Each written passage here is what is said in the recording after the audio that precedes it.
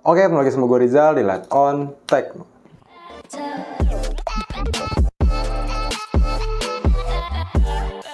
No Sony, no party. Lagi dan lagi gue di video kali ini mau bahas soal kamera Sony lagi. Tepatnya gue mau bahas tentang si A7 Classic yang sekarang udah gue pegang ya. Dan ini juga BTW device pribadi gue yang udah gue pakai kurang lebih 1 tahun 8 bulan, hampir 2 tahun. Tapi baru kali ini gue bikin konten tentang A7 Classic. Nah, konten apa yang gue bikin sesuai dengan thumbnail, di sini gue mau ngasih tahu ke kalian alasan apa aja sih yang bikin A7 Classic ini masih layak beli di tahun 2022 nanti. Nah, tapi kita sedikit bahas ya soal si A7 Classic dulu. Nah, jadi kalau A7 Classic ini adalah kamera keluaran tahun 2013 dari Sony. Bisa dibilang ini tuh pelopor mirrorless full frame yang sekarang tuh Sony udah masuk ke generasi keempat. Dan brand-brand lain juga mereka ngikutin semuanya. Semua tuh sekarang udah mulai mengganti dari DSLR menuju ke mirrorless ya. Dan si Sony ini pelopor dari mirrorless full frame. Cuman yang menarik, Sony ini meskipun si A7 Classic dibuat tahun 2013 dan sekarang udah ada di tahun 2021 dengan generasi keempat yang baru, tapi semua jajarannya ini laris manis dan masih dicari sampai sekarang. Terus alasannya apa nih si A7 Classic ini masih layak dibeli di tahun 2022? Nah, untuk alasan pertama, ya jadi buat kalian yang mau beli, gue bahas ini dari sisi fotografi ya. Kalau untuk sisi videografi mungkin nanti gue akan bahas di next video karena pasti akan terlalu panjang. Gue fokus di fotografinya dulu. Jadi buat kalian yang mau beli, alasan pertama A7 Classic ini masih worth it dibeli tahun 2022 adalah dari sensornya. Ya, sensor full frame menurut gua itu adalah salah satu daya jual yang besar banget ya di tahun 2022. Karena full frame sendiri itu bakalan dipakai kok, gue yakin dalam 3-4 tahun ke depan tuh masih eksis. Jadi ketika lu membeli kamera full frame, ya lu akan mendapatkan beberapa benefit ya, terutama untuk sektor fotografinya. Apa aja sih? Yang pertama, lu akan mendapatkan focal length yang lebih luas dibanding dengan sensor yang lebih kecil. Terus dengan mendapatkan focal length yang lebih luas, lu akan lebih mudah gitu untuk mengambil angle-angle yang lebih luas juga otomatis. Dan ini adalah kelebihan yang nggak bisa didapat sama sensor kamera yang lebih kecil, contohnya APS-C atau MFT. Nah, terus juga lu bisa mendapatkan benefit yang mana biasanya kamera full frame itu kemampuan low light-nya lebih baik. Meskipun sekarang kamera-kamera itu tidak bergantung selalu pada sensor ya, kalau untuk ngomongin kemampuan low light. Ya ada banyak hal, kayak misalnya contoh dari AI-nya gitu ya, prosesornya atau si processing image-nya itu juga berpengaruh. Tapi kalau kita ngomongin basic-nya dulu, sensor full frame kan lebih besar ya, 1,5 kali lebih besar. Ini ya lu bisa menangkap 1,5 kali cahaya lebih banyak. Artinya kayak gitu, kalau misalnya lu mendapatkan sensor yang lebih besar, cahaya yang ditangkap juga akan lebih banyak. Jadi otomatis low light-nya harusnya bisa lebih bagus ya dibanding dengan sensor yang lebih kecil. Terus juga lu akan mendapatkan detail gambar yang biasanya lebih detail dan lebih tajam dibanding dengan sensor yang lebih kecil. Terus juga ngomongin bokeh atau blur ya, di sensor full frame itu lu akan mendapatkan keuntungan yang lebih juga. Karena dengan sensor full frame itu lu akan mendapatkan bokeh yang lebih dalam, terus juga akan mendapatkan bokeh yang lebih halus karena sensornya tadi dia besar dibanding dengan sensor APS-C. Alasan yang kedua itu dari segi harga. Nah, ngomongin harga, sekarang mirrorless full frame termurah itu memang dipegang sama A7 Classic ya, tapi koreksi kalau gua salah. Ini mirrorless full frame. Setahu gua di brand lain nggak ada yang lebih murah ya. Dia tuh harganya 7-8 juta untuk harga second. Dan untuk brand lain nggak ada karena memang brand lain kan baru masuk ya, baru nyebur. Jadi kameranya juga jajarannya masih terhitung baru. Makanya harganya biasanya masih di sekitaran 10 juta ke atas. Jadi worth it buat kalian yang memang budgetnya pas-pasan atau mau coba-coba dulu nih. Gua mau coba deh full frame brand Sony gitu ya. Kalau misalnya lu nggak berani beli yang mahal gitu ya, yang flagship, lu bisa deh kayak beli dulu deh, coba dulu yang murah-murah. Nanti kalau misalnya nggak cocok, itu bisa dijual lagi cuy. Dan menariknya tadi, harga jual Sony ini cukup lumayan stabil ya. Dia susah untuk turun. Bahkan gua beli dari tahun 2019 itu sekitar 7,9 juta untuk kondisi yang benar-benar bagus. Waktu itu SC masih 2000 dan mulus banget, itu harganya 7,9. Dan sekarang di kondisi yang seperti itu ya harganya tuh masih kayak 8 jutaan. Jadi masih stabil banget. Ya paling mungkin ada penurunan harga kalau misalnya mau lu jual ya, ada kayak turun karena pemakaian itu masih make sense. Tapi dibanding dengan brand kamera lain, untuk harga, Sony ini masih benar-benar stabil. Yang ketiga dari mounting, oke.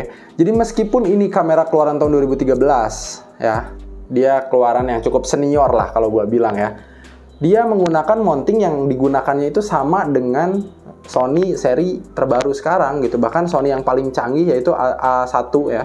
A1 dia masih menggunakan e-mounting, dan juga A7 Mark IV, A7S3, A7R4, terus belum kita ngomongin jajaran APS-C-nya. Itu semuanya masih menggunakan e-mounting.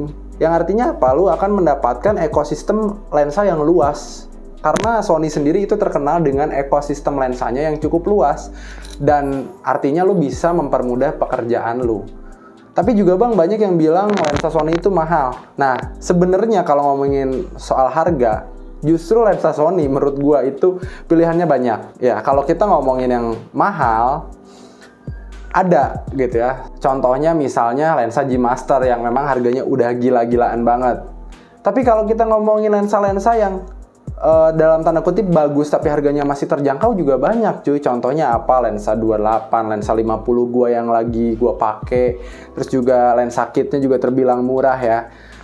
Masih make sense lah dibanding dengan kayak misalnya Canon EOS R yang harganya tuh justru menurut gua lebih mahal.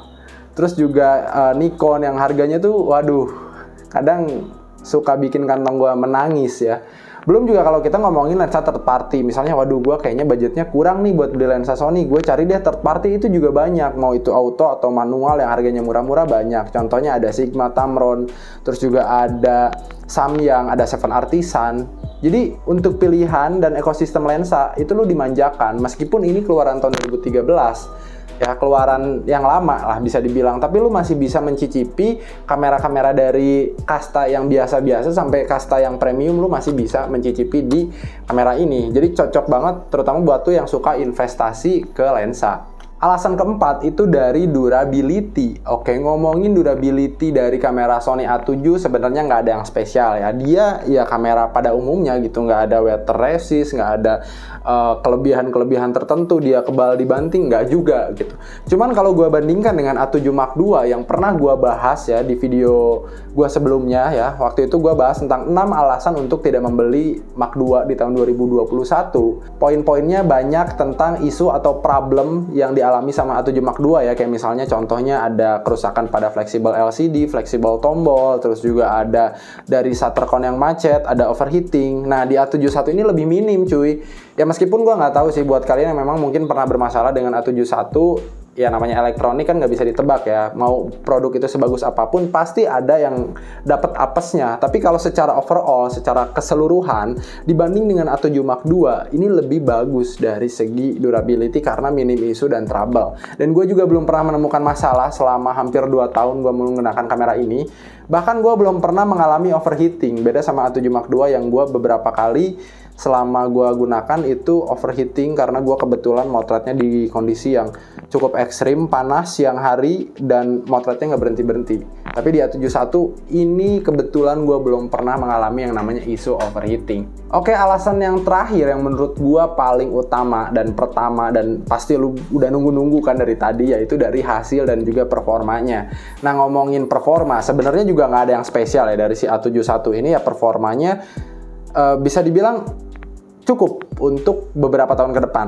Jadi dia tidak ada kayak fitur yang wah banget gitu, nggak ada. Tapi kalau untuk beberapa tahun ke depan dan untuk penggunaan memang di fotografi gitu yang memang tidak terlalu ekstrim ya, motret yang ekstrim kayak misalnya di alam mungkin dia kurang cocok. Tapi kalau misalnya memang lu penggunaannya masih normal kayak misalnya motret wedding, motret fashion, dari segi fitur harusnya aman. Autofocusnya juga kalau gua bisa bilang itu cukup bagus. Cukup ya, bukan berarti bagus enggak, tapi bagus. Dan gue juga hampir jarang untuk miss fokus sih kalau motret di sini karena juga gue kebetulan udah menguasai kamera ini.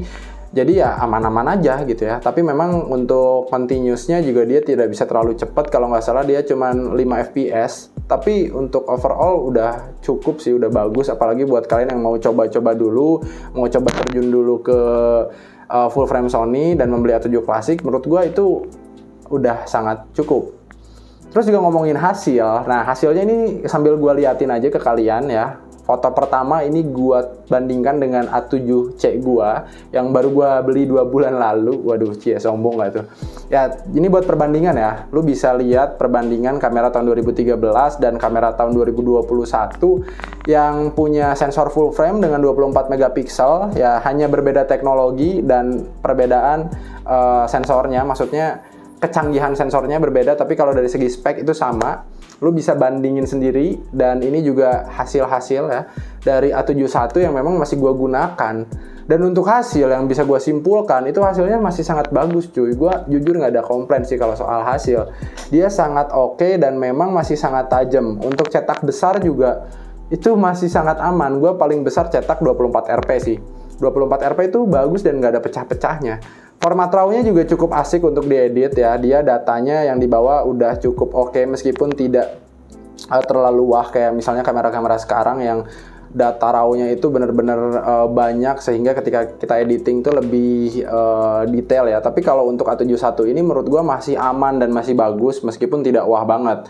Terus juga kalau kita ngomongin dynamic range, oke, dynamic range dari kamera ini tuh justru lebih bagus dibanding dengan A7 Mark II. Ya, lu boleh sepakat atau enggak, tapi itu yang gue rasain di lapangan. Di bagian dynamic range dia bisa ngangkat cuy, apalagi kalau gue aktifkan DRO-nya ya, Dynamic Range Optimization, itu masih bisa lebih bagus dibanding dengan A72 yang kalau gue motretnya siang-siang itu langit kayak jadi minyak gitu ya. Kalau gue perhatiin selama gue menggunakan A72 tuh ya kayak gitu ya. Tapi kalau di A71 masih aman dan masih oke dynamic range-nya. Tapi kalau kita ngomongin color scenes, memang color scenes-nya ini agak kurang ya. Dia warnanya memang kurang menonjol, tapi kalau untuk masuk ke post production itu harusnya lebih enak karena skin tone Sony sendiri memang udah enak ya. Jadi harusnya aman sih. Nah, mungkin itu ya video dari gua. Semoga buat kalian yang mau beli si A7 Classic ya, mau rencana beli, semoga bisa tercerahkan dan mendapatkan sedikit informasi dari video gua. Mungkin sekian aja. Kalau kalian suka dengan video ini, kalian bisa like, komen, dan subscribe.